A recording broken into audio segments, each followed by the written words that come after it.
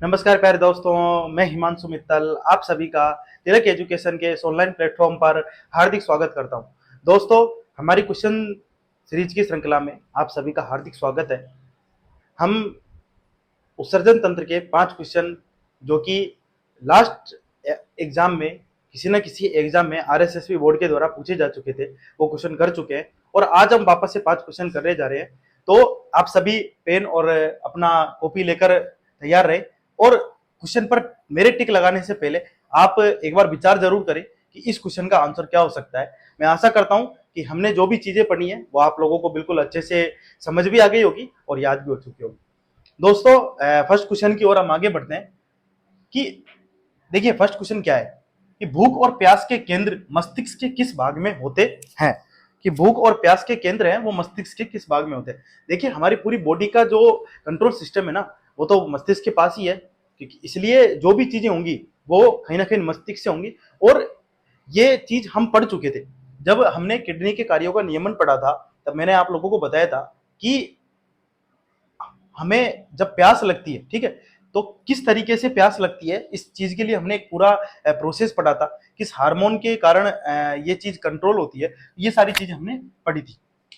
अब देखिए मस्तिष्क में जो भाग होते हैं, ठीक है, उसमें हम देखिए इनके बारे में हम जब मस्तिष्क पढ़ेंगे तब और भी इन चीजों को बहुत अच्छे से पढ़ेंगे। अनुमस्तिष्क है, पश्चिम मस्तिष्क है। तो मैंने आपको बताया था कि हमारे मस्तिष्क में संवेदी सूचनाएं होती हैं। वो सारी सूचनाएं सबसे पहले किसके पास जाती है? सीएनएस के पास, कंट्रोल नर्वस सिस्टम के पास जाती है। उसके पश्चात हाइपोथैलेमस के पास जाती है। हाइपोथैलेमस क्या करता है कि हमारे अग्र मस्तिष्क और पश्चिम मस्तिष्क इनको सूचनाएं भेजता है, ठीक है। तो पश्चिम मस्तिष्क से जो हार्मोन स्रावित होता है उस हार्मोन का नाम हमने पढ़ा था वेसोप्रेसिन हार्मोन। और वेसोप्रेसिन हार्मोन के माध्यम से क्या होता है कि किडनी के कार्यों का नियमन होता है। अब इस क्वेश्चन के अंदर यह पूछा गया है कि भूख और प्यास के केंद्र जो है वो मस्तिष्क के किस भाग में होते हैं, ठीक है। तो प्यास के केंद्र को यदि आपको प्यास लगेगी तो उसको कौन, इस चीज को कौन बताएगा, ठीक है। तो वो मस्तिष्क के किस भाग में होंगे? हाइपोथैलेमस भाग में। ये बात ध्यान से रखिएगा और इस चीज को समझने की कोशिश कीजिए कि जो पश्चिम मस्तिष्क है इससे दो हार्मोन स्रावित होते हैं।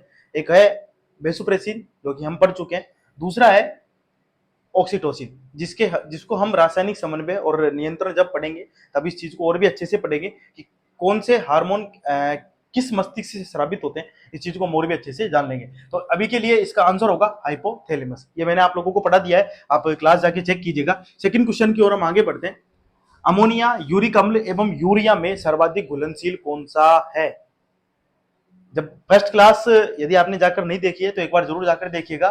फर्स्ट क्लास के अंदर मैंने ये लाइन लिखवाई हुई है कि सबसे अधिक घुलनशील पदार्थ कौन सा है? अमोनिया। कौन सा है? अमोनिया। तो इसका आंसर क्या हो जाएगा? अमोनिया। अमोनिया क्या होता है? जल में सब सर्वाधिक घुलनशील होता है। थर्ड क्वेश्चन की ओर आगे बढ़ते हैं कि मूत्र का पीला रंग किस मौजूदगी के कारण होता है? किसकी मौजूदगी के कारण क्या होता है? मूत्र का पीला रंग होता है। तो मैंने आप लोगों को बताया था कि जो पित्त होता है ना, पित्त रस, ये किसमें बनता है? यकृत में बनता है। तो यकृत का तो इससे कोई लेना देना ही नहीं है। पसीने से और हमारे मूत्र से कोई सिस्टम नहीं है, कोई इसका कोई संबंध नहीं है, ठीक है। कोलेस्ट्रॉल, कोलेस्ट्रॉल से और मूत्र के पीले रंग से इसका भी कोई संबंध नहीं है। तो आप इसी तरीके से भी ये इसी को एलिमिनेशन बोलते हैं। तो इसका कोई, जैसे ये आपने ऑप्शन कट कर दिया, ये वाला भी कट कर दिया और ये वाला भी कट कर दिया, तो ये क्या हो जाएगा? यूरोक्रोम, ठीक है। तो मूत्र का पीला रंग किसकी वजह से होता है? यूरोक्रोम की वजह से होता है। और आप इस क्वेश्चन का आंसर मुझे कमेंट बॉक्स में दीजिएगा कि मूत्र में गंध किसकी वजह से आती है, ठीक है। ये आप क्वेश्चन में इस क्वेश्चन का आंसर मुझे कमेंट बॉक्स में बताइएगा कि मूत्र में गंध किस की वजह से आती है, ये आप मुझे बताइएगा, ठीक है। मानव शरीर में एक दिन में गुच्छीय निस्यंदन दर क्या है? GFR, glomerulus filtration rate. देखिए मैंने आप लोगों को बताया था कि हमारे शरीर के अंदर जो गुच्छीय निस्यंदन दर है वो है 125 ml, ठीक है, पर मिनट। एक मिनट के अंदर कितनी है? तो इसने क्वेश्चन में क्या पूछा है? एक दिन में। क्या पूछा है? एक दिन में। तो हम एक दिन में यदि कैलकुलेट करेंगे, ठीक है, तो मैंने एक दिन का भी आपको बताया था कितनी आ जाएगी? 180 लीटर। जब आप 125 को 60 से और 60 को वापस 24 से गुणा करोगे तो एक दिन की ग्लोमेरुलस फिल्ट्रेशन रेट आएगी और वो आएगी 180 लीटर। ठीक है, तो इस चीज का आप करके देखिएगा। थर्ड क्वेश्चन नंबर 5 की ओर हम आगे बढ़ते हैं। मूत्र की पीएच का मान होता है, मूत्र की पीएच का मान कितना है? देखिए, अब यदि आप लोगों को मूत्र की पीएच का मान भी पता नहीं है ना, और यदि आपको बाकी की पीएच का मान पता है, तभी भी आप क्वेश्चन कर सकते हैं। देखिए, जो 7 होता है वो आसुत जल का मान होता है। आसुत जल की जो पीएच होती है, शुद्ध जल जिसे आप बोल सकते हैं, उसकी पीएच होती है 7, और 7 है वो पीएच स्केल के अंदर यदि आप देखेंगे तो एक कांस्टेंट है। ठीक है, इसके अंदर बिल्कुल एकदम इससे यदि आप नीचे जाओगे तो वो अम्लीय हो जाएगा, और यदि इससे ऊपर जाओगे तो वो क्या हो जाएगा? क्षारीय हो जाएगा। 6.8 सेकंड ऑप्शन की ओर आगे बढ़ते हैं। 6.8 किसकी पीएच का मान होता है? लार की पीएच का मान। लार होती है ना जो हमारे मुंह के अंदर बनती है, उसकी पीएच का मान होता है 6.8। ठीक है, 5.4 ये हमने कोई लार की पीएच का मान नहीं पढ़ा है। 7.4। ठीक है, तो इसके अंदर एक ऑप्शन 6 वाला होना चाहिए था, जिसको आप ऐसे कर लीजिए 6.0। ठीक है, तो 6.0 क्या होता है? लार की पीएच का मान होता है। और 7.4 है वो रक्त की पीएच का मान होता है। किसका मान होता है? रक्त की पीएच का मान कितना होता है? 7.4 होता है। और जो मूत्र है उसकी पीएच का मान कितना होता है? 6.0। ठीक है, तो एक ऑप्शन ये गड़बड़ हो गया था, यहाँ 6.8 हो गया, तो यहाँ पे 6.0 आना चाहिए था। एक ऑप्शन 6.0 होना चाहिए था, क्योंकि हमने जो पढ़ा है कि मूत्र की पीएच का मान कितना होता है? 6.0। तो इस चीज का भी बहुत अच्छे से ध्यान रखिएगा कि मूत्र की पीएच का मान कितना होता है? 6.0। ठीक है, तो मुझे लगता है कि आप लोगों को ये 5 क्वेश्चन वापस से बहुत अच्छे से समझ आ गए होंगे कि किस तरीके से हमें क्वेश्चन करना है, और एक एक चीज यदि आपको पता है और एक एक बात यदि आप उस चीज को अच्छे से समझी है और यदि आपने अच्छे से जानी है, तो आप हर क्वेश्चन का आंसर बहुत अच्छे से दे पाएंगे। अब देखिए, एक क्वेश्चन है जो मैं आप लोगों को लिखवा देता हूँ, इसको मैं एक बार के लिए साफ करता हूँ, और एक क्वेश्चन है जिसका आंसर आप मुझे बताइएगा। मैं एक बार के लिए इसको साफ कर रहा हूँ।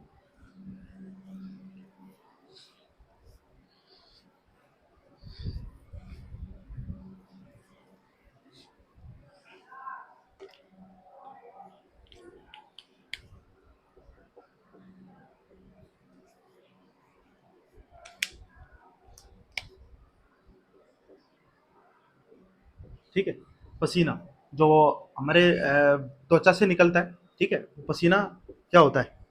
ये क्या करता है? त्वचा को साफ करता है। त्वचा को, ये क्वेश्चन आया हुआ नहीं है, लेकिन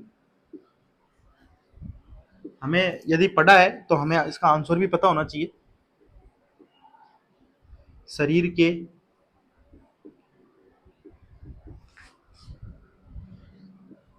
तापक्रम को कम करता है। सी।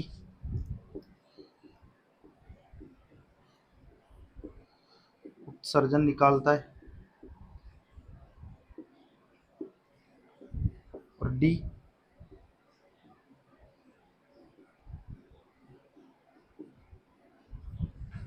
अधिक पानी की मात्रा निकालता है। ये क्वेश्चन आप नोट कर लीजिए, और इस क्वेश्चन का आप मुझे आंसर बताइएगा कि पसीना क्या करता है? त्वचा को साफ करता है, शरीर के तापक्रम को कम करता है, और उत्सर्जन निकालता है, या अधिक पानी की मात्रा को निकालता है। इस क्वेश्चन का आंसर आप मुझे कमेंट बॉक्स में दीजिएगा कि ये करता क्या है। ठीक है, और एक और क्वेश्चन है जिसको भी आप नोट कर लीजिए। इस क्वेश्चन का भी आंसर आप लोगों को मुझे कमेंट बॉक्स में देना है। फिर हम जब नेक्स्ट क्लास करेंगे तब हम इस क्वेश्चन को, इन क्वेश्चनों को वापस से चेक कर लेंगे कि इनका आंसर क्या होगा।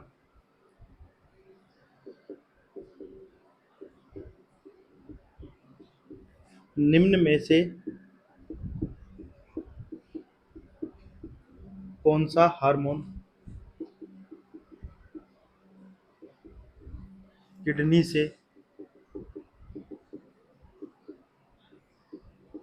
संबंधित है? नंबर 1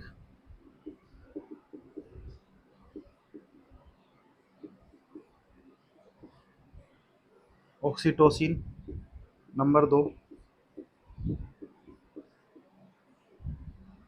थायरोक्सिन, नंबर सी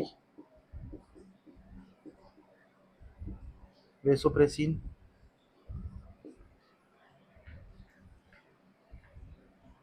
और नंबर डी प्रोलेक्टिन। ठीक। तो ये आंसर आप मुझे, दोनों क्वेश्चनों के आंसर आप मुझे बताइएगा। देखिए ये क्वेश्चन बहुत अच्छे से हमने डिस्कस किया है कि निम्न में से कौन सा हार्मोन है वो किडनी से संबंधित है। ये क्वेश्चन है जो मैंने आप लोगों को करवाने की कोशिश की है, और मैंने हर एक पार्ट से आप लोगों को क्वेश्चन करवाने की कोशिश की है। अधिकतर क्वेश्चन एग्जाम में पूछे जा चुके हैं, कुछ क्वेश्चन है वो आप लोगों को मैंने अलग से करवा दिए ताकि आपको एक एक पॉइंट टू पॉइंट बात अच्छे से समझ में आ जाए। ये मैंने कोशिश की है। बाकी आप, आपके पास कोई भी जो बुकलेट है जिसके माध्यम से आप उसके अंदर क्वेश्चन देख सकते हैं, तो उन क्वेश्चनों को आप खुद से करने की कोशिश कीजिए और हर एक चीज को पॉइंट टू पॉइंट पढ़िए। जो भी चीज आप लोगों को पढ़ा दी गई है तो उस चीज को एक पॉइंट टू पॉइंट पढ़िए और अच्छे से डिस्कस कर लीजिए। बाकी हम क्वेश्चन है वो हम करते रहेंगे, और अभी इसके पश्चात हम नेक्स्ट चैप्टर स्टार्ट करेंगे। तो नेक्स्ट चैप्टर पढ़ने से पहले आप इस चैप्टर को बिल्कुल अच्छे से कवर कर लीजिए, ताकि नेक्स्ट चैप्टर जब हम पढ़ें तब आपको इस चैप्टर से संबंधित सारी बातें अपने जहन में बिल्कुल अच्छे से और अपने मस्तिष्क में बिल्कुल अच्छे से चीजें याद हो। तो इस चीज का ध्यान रखिए। यदि आप हर एक चीज को बिल्कुल अच्छे से कवर कर लेंगे और अच्छे से पढ़ लेंगे तो मुझे आपको ये बात कहने की जरूरत नहीं पड़ेगी कि आपको क्वेश्चन नहीं आएंगे और आपका क्वेश्चन गलत होगा। क्योंकि जब आप किसी चैप्टर को बिल्कुल अच्छे से डीपली पढ़ लेते हैं तो उस चैप्टर से संबंधित जो भी प्रश्न आएगा वो आप 100% सोल्व कर पाओगे। ठीक है, तो इतना ही आज की क्लास में है। बाकी मस्त रहिए और अपनी अच्छे से पढ़ाई करते रहिए, क्योंकि आपके पास ये बहुत बेहतरीन ऑप्शन है जिसमें आप गवर्नमेंट टीचर बन सकते हैं। और इससे बेहतरीन ऑप्शन वापस से शायद आए ना आए, लेकिन हमें इस ऑप्शन को जाने नहीं देना है दोस्तों। और अपनी तैयारी को इस कदर कीजिए कि सब कुछ भूल जाइए। एक बार के लिए आप सिर्फ इतना ही ध्यान रखिए कि हमें सिर्फ ओनली टीचर बनना है, और आपने अच्छे से पढ़ाई करते रहिए। मैं आपके साथ हूँ और हर एक चीज़ को हम बहुत डीपली और अच्छे से पढ़ने की कोशिश करेंगे। तो दोस्तों नेक्स्ट क्लास में आप लोगों के साथ एक नई ऊर्जा और नए उत्साह के साथ और एक नए चैप्टर के साथ मिलते हैं। तब तक के लिए धन्यवाद। जय हिंद, स्वस्थ रहिए। जय हिंद, जय भारत।